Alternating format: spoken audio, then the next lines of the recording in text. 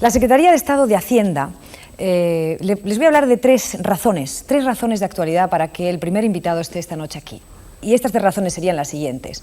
La Secretaría de Estado de Hacienda ha enviado a 14 millones de españoles la nueva tarjeta de identificación fiscal, el NIF. Muchos de ustedes seguramente la habrán recibido ya. Esa sería una.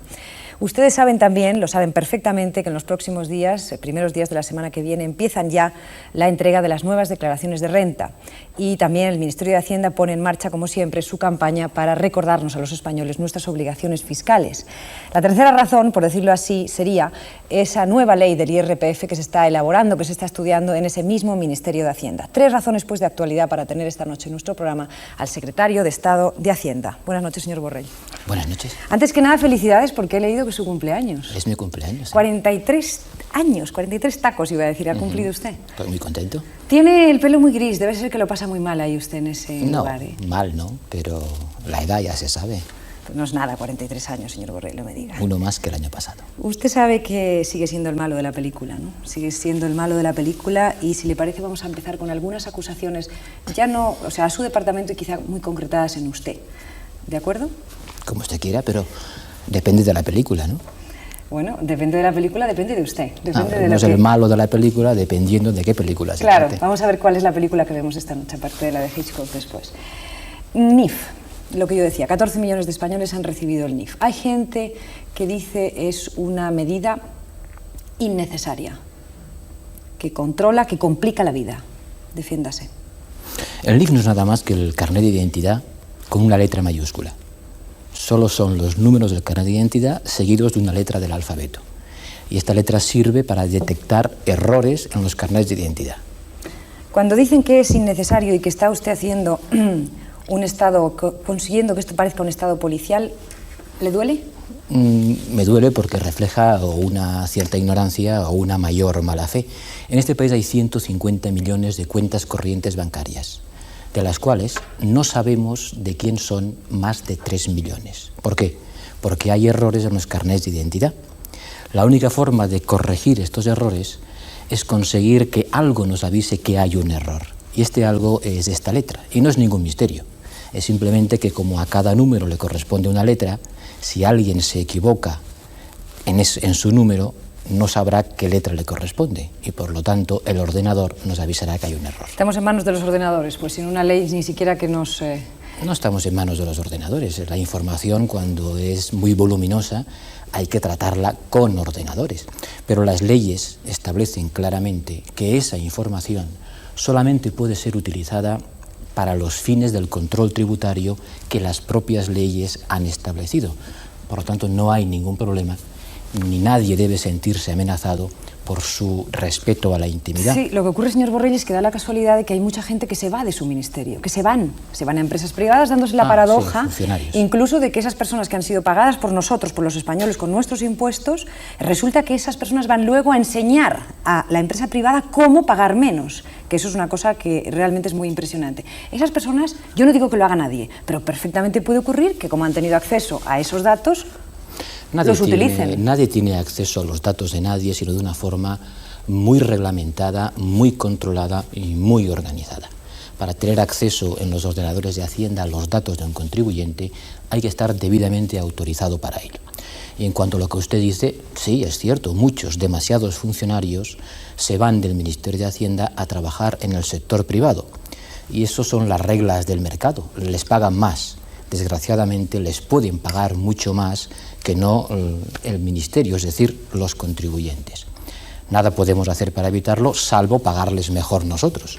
Y algo de eso tendremos que hacer, porque de lo contrario no será posible aplicar el sistema tributario tal como exige la justicia que queremos conseguir a través suyo. Dígame una cosa, ¿a usted le han tentado? No sé si quizá por la imagen que tiene de malísimo se hayan atrevido, a lo mejor ni se han atrevido, pero ¿le han tentado con dinero para irse al sector privado? Bueno, yo no le llamaría tentación, sino ofrecimiento. ¿Ha tenido ofrecimientos? Sí. ¿Y no los ha aceptado? ¿Por qué? Porque me gusta mucho lo que hago. ¿Por una cuestión de ideología? Sí, naturalmente. Este es uno de los sitios donde más se puede hacer para conseguir que este país sea algo más justo de lo que es, que falta hace. Y por lo tanto, cuando alguien tiene una vocación política, pues tiene que estar muy contento de poder estar haciendo este trabajo que a mí me ha tocado en suerte hacer. Es curioso porque hay gente que dice que usted más que un trabajo tiene una obsesión. Incluso llegan a decir que es usted un ayatolá, que va persiguiendo con una llama flamígera a los españoles, asustando. Y dicen, ¿cómo es posible que no creen clientes en vez de enemigos desde Hacienda? Yo no estoy de acuerdo con esta visión estereotipada y caricatural a la que tan aficionados somos en este país. Le puedo asegurar que en muchos sitios, de mucha gente, recibo un mensaje de simpatía y apoyo, de muchos pensionistas, de muchos trabajadores, que saben perfectamente que si podemos seguir pagando y mejorando las pensiones, es porque se ha hecho un esfuerzo extraordinario para conseguir que los españoles que no cumplían con sus obligaciones fiscales lo hagan. Y esta gente lo sabe, y le aseguro que en muchas ocasiones siento la emoción y la satisfacción de recibir el apoyo.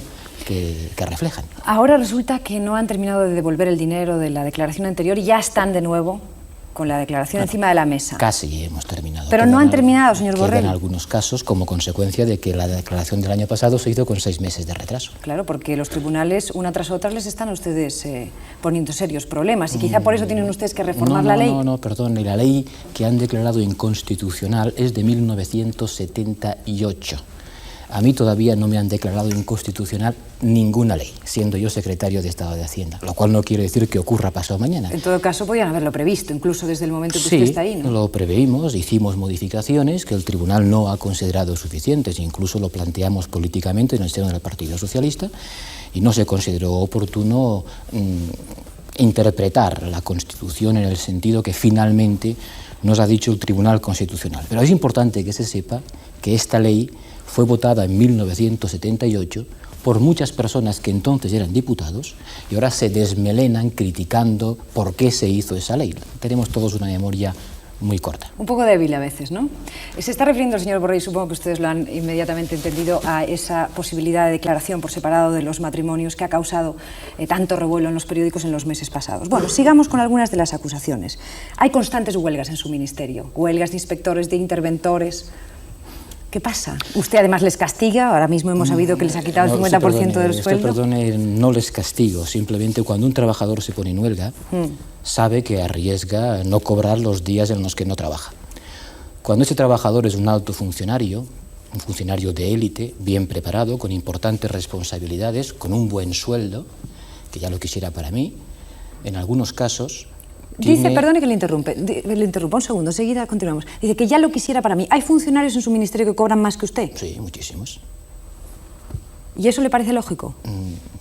Hay un cierto pudor en pagar a los responsables políticos de acuerdo con las leyes del mercado. Y bueno, es así, es cierto que en la administración pública española o en el sector público español debe haber varios miles de personas que ganan más de lo que gana un ministro. ¿Incluso que el presidente del gobierno?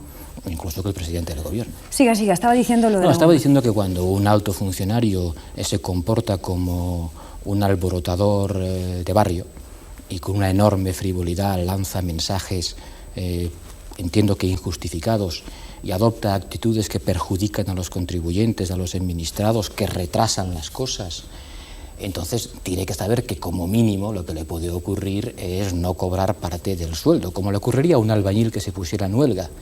Y me ha parecido que era imprescindible que estos funcionarios, que han demostrado un escasísimo sentido del Estado, reciban como menos la sanción pecuniaria económica que recibiría el botones de un hotel si hiciera algo parecido. Pasa que si han demostrado una poquísima responsabilidad de Estado, ¿me quiere usted decir qué hacen de funcionarios con un cargo de tanta responsabilidad? Bueno, algunos con más y otros con menos responsabilidad. Mi impresión particular es de que han demostrado con su actitud un escasísimo sentido del ejercicio de la responsabilidad pública que debe tener una persona que tiene la formación y la capacidad que tienen ellos.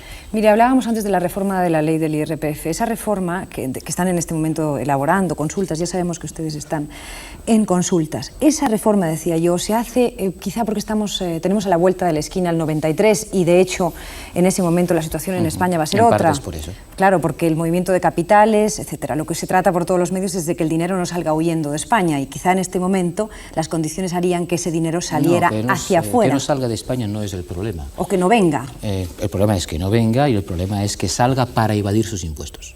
El gran riesgo del 93 es que no convirtamos la Europa del mercado único en la Europa del fraude. hay un país, que es Luxemburgo, que se niega a dar información sobre los capitales invertidos en ese país. Y por lo tanto, eso es un enorme riesgo de amparar el fraude de todos los países de Europa. Ese es el riesgo que hay que combatir. Pero, por ejemplo, en el tema de las plusvalías, y las rentas del capital, ¿qué van a hacer ustedes? ¿Van a seguir las recomendaciones del Fondo Monetario Internacional, precisamente publicadas hoy en la prensa, de manera que las pongan, que las hagan más acordes con lo que hay en Europa? Mire, en Europa no se sabe muy bien qué es desde el punto de vista fiscal. En este país hay un cierto papanatismo europeo y entonces se dice de Europa según convenga a quienes usan ese nombre para justificar muchas cosas diferentes. No existe un modelo europeo de tributación del capital, porque los 12 países europeos son radicalmente distintos entre sí en los sistemas que tienen. Lo que existe es la posibilidad de que los residentes de un país europeo pongan su capital en el país vecino para escapar al control fiscal de su propio país.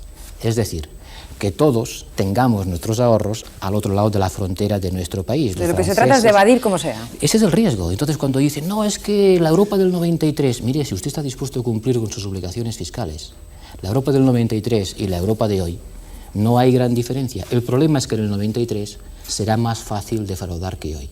Y el capital se mueve a la velocidad de la luz, con una tecla de ordenador, de un sitio al otro del mundo, instantáneamente. Y eso le hace más difícil de ser controlado que no la nómina de un trabajador, que como mucho puede viajar a la velocidad del sonido, cogiendo un avión, y eso le hace más fácilmente controlable. Si no queremos que solamente paguen impuestos las nóminas, las pensiones y las cartillas de ahorro de las abuelas, tenemos todos los países europeos que establecer unas reglas de juego mínimas que impidan que un país viva de cultivar el fraude de los vecinos de los demás países. Se le pone una cara de convencido. De convencido sin duda, pero de duro. ¿No pone usted nunca en duda, señor Borrell, que la actitud suya puede crear, en vez de crear más confianza en Hacienda, puede crear todo lo contrario? Es posible. ¿El miedo, no le da miedo que el miedo sea malo para lo que usted pretende? Pues yo no pretendo... Porque si el dinero es tan sensible, sale corriendo. Sí, naturalmente. El dinero sale corriendo cuando puede y donde puede. Y cuando se queda aquí se esconde. Pero mire, desengáñese. Yo no pretendo que la hacienda pública viva o subsista con el temor, pero sí con el respeto. Y es evidente de que la obligación de tributar no es agradable para nadie, que todo el mundo preferiría no tener que contribuir. Bueno, eso ya no sé. Naturalmente que sí. Y esas obligaciones no basta con publicarlas en el boletín oficial, hay que exigir su cumplimiento. Mire, cuando el affair de las primas únicas, que tanto escándalo dio lugar, le voy a dar un dato para que vea hasta qué punto es necesario que la hacienda pública se haga respetar. Cuando conseguimos esta información, vimos, por ejemplo, que 1.480 familias españolas, 1.480 familias españolas tenían, asústese, 400.000 millones de pesetas sin declarar. 1.400 familias, 400.000 millones de pesetas sin declarar. Sin declarar. Y algunas de ellas, las pobrecitas, con más de 300 millones cada una, se permitían el lujo de presentar declaraciones solicitando devolución.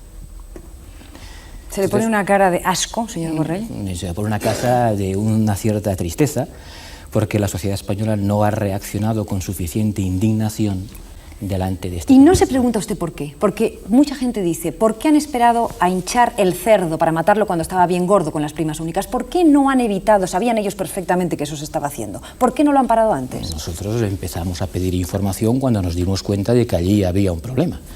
Pero esto es un Estado de Derecho y no podemos tener más información que aquella que los tribunales dicen que podemos tener de acuerdo con la ley. Tuvimos que esperar a que los tribunales autorizaran tener acceso a esta información, porque los titulares de estos capitales argumentaron que la defensa de su honor y de su intimidad exigía que Hacienda no pudiese tener esta información. Mercedes, ¿qué honor le queda todavía por preservar a una persona que tiene 400 millones de pesetas y no ha presentado nunca declaración de la renta? Muy poco, muy poco. Vamos a hablar del fraude, vamos a basarnos en una frase que ha dicho el señor Borrell, son palabras suyas, cuando usted dice España está metida en el fraude hasta las orejas. Pero esto vamos a hablarlo inmediatamente después de la publicidad que ahora viene. Hasta ahora mismo.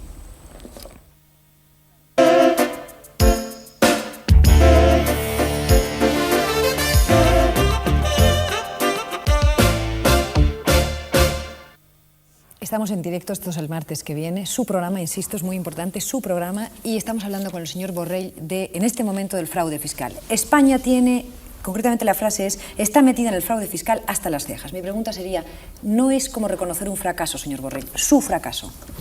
Usted perdone, yo soy el bombero que apaga el fuego, o que intenta apagar el fuego, pero no soy el responsable del fuego. Y si todo el mundo le echa leña a ese fuego todos los días, es muy difícil que se pueda apagar. Dígame, ¿a usted no le han preguntado nunca con IVA o sin IVA?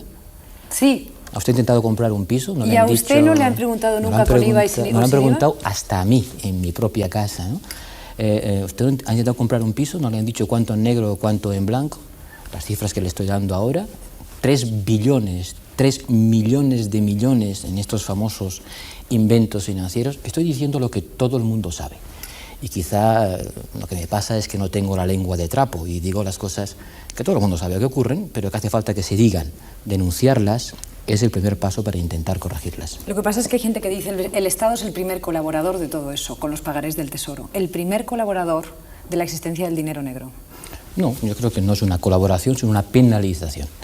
En un momento determinado se cogió prisionero, por así decirlo, a una enorme cantidad de patrimonios en situación irregular, que lo estaban, porque la banca española tardó 5 años en aceptar, dar la información necesaria para efectuar ese control, y ese dinero está pagando un montón de impuestos, está pagando un 56% de impuestos. Ya quisiera yo que todo el dinero negro pagara tanto como este.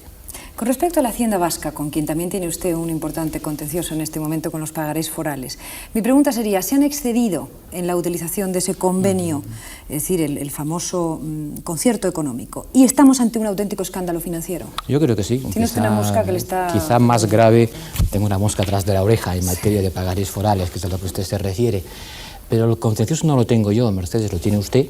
Lo tienen nuestros invitados de hoy, un señor de Granollers y otro de Badajoz, es decir, los españoles que no residimos en el País Vasco, que estamos pagando más impuestos de lo que nos corresponde, porque estos pagarés forales en la práctica funcionan como un coste, un impuesto adicional que usted quiere, que como consecuencia de lo que entendemos que es un abuso del concierto y de la autonomía financiera de la que goza el País Vasco, repercute negativamente sobre la hacienda del Estado, sobre la hacienda de los demás españoles. Hay que encontrar una solución a este problema porque sin duda alguna el País Vasco está generando, las diputaciones forales vascas, están generando un mecanismo de cultivo en la parcería, por así decirlo, del dinero negro del resto del territorio español, que entendemos que va más allá de lo que el concierto les permite hacer.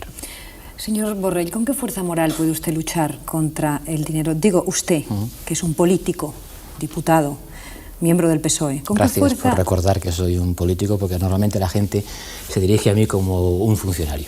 Bien, pues usted como político, esta es una pregunta a usted como político, ¿con qué fuerza moral pueden ustedes luchar contra el dinero negro? Cuando estamos en estos días sabiendo de extrañas financiaciones, por decirlo así, digamos extrañas financiaciones de los propios partidos políticos. Si estas situaciones se han producido, y para eso están los jueces y la Inspección de Hacienda en su caso para detectarlas y corregirlas, habrá que llegar hasta el final y exigir las responsabilidades necesarias en todos los partidos donde casos como estos se hayan podido producir. Está usted, encuentro, cuidando mucho sus palabras. Me extraña en usted. No, estoy diciendo exactamente... ¿Se escandalizaría de que eso fuera así? ¿Usted llegaría a decir tiro la toalla si esto fuera así? No, exigiría responsabilidades. Quiero decir, no hay que tirar nunca la toalla en estos temas. Lo que hay que hacer es tener la posibilidad de mecanismos correctores de estas situaciones, que no son tampoco el pan nuestro de cada día, ni una situación generalizada y endémica de la vida política española. Allí donde se produzcan hay que corregirlas. Para eso contamos con los tribunales de justicia y con la Inspección de Hacienda, que le puedo asegurar que en todos estos casos, algunos de los cuales tienen nombres sonoros... ¿Se está usted refiriendo, por ejemplo, al caso Guerra, al caso Juan Guerra o al caso Naseiro? Pues que son los casos que están en este momento sobre la mesa. Sí, ¿por qué no? Puede tener usted la absoluta seguridad que en el caso de Juan Guerra, ya que lo cita, no tengo ningún problema en referirme a él, la Inspección de Hacienda va a hacer lo que tiene que hacer. Y tiene que hacer 2 cosas.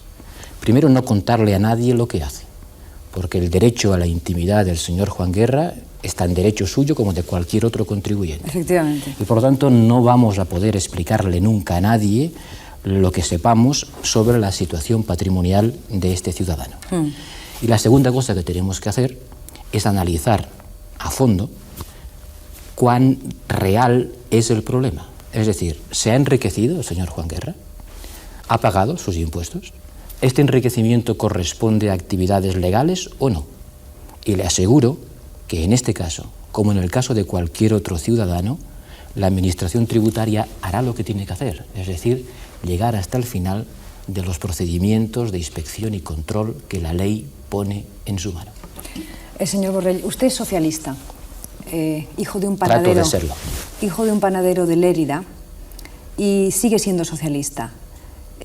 Yo sé que es una pregunta que es dificilísima de contestar en 2 palabras, pero ¿qué es hoy el socialismo? O sea, porque parece que está todo como cambiante. ¿Qué es el socialismo para usted todavía? ¿Por qué sigue siendo lo que hasta ahora ha sido? Y en 2 o 3 segundos, ¿no? En 2 o 3 minutos. Las cosas importantes en la vida se pueden contar con 3 palabras a veces. Para mí, el socialismo es, lo dije creo un día, es una pasión por la igualdad. El socialismo es creer que es necesario limitar democráticamente el poder del dinero sobre el hombre y que es necesario igualmente limitar democráticamente el poder del hombre sobre la naturaleza.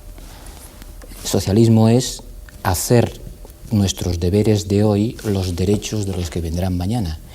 Y socialismo es no reivindicar el derecho a enriquecerse. ¿Tiene algo eso que ver con las acusaciones que estamos escuchando contra su partido, precisamente? Dicen que ustedes han hecho que adoremos el becerro de oro, que han hecho del dinero algo muy importante en la sociedad española.